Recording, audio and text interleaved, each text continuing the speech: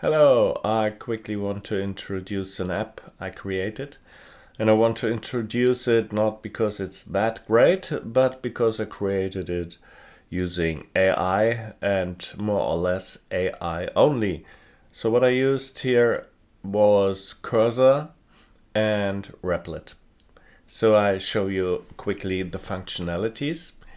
So we have here the login page. I started with a very simple authentication, which was based on an authentication key, which I created. Later on, I added the Google sign in. Now let's sign in or log in with Google. Now we are in the app.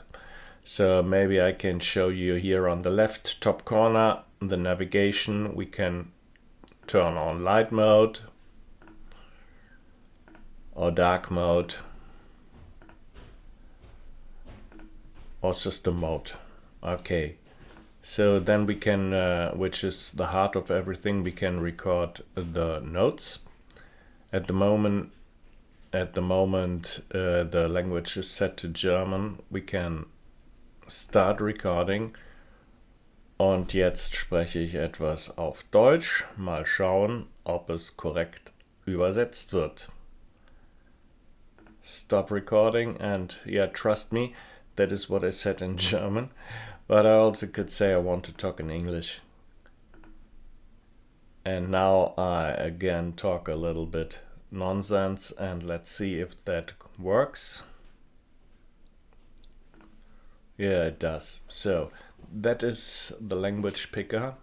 Then we have categories. I have a couple of categories created. Currently we are in the category videos. We could add a new category.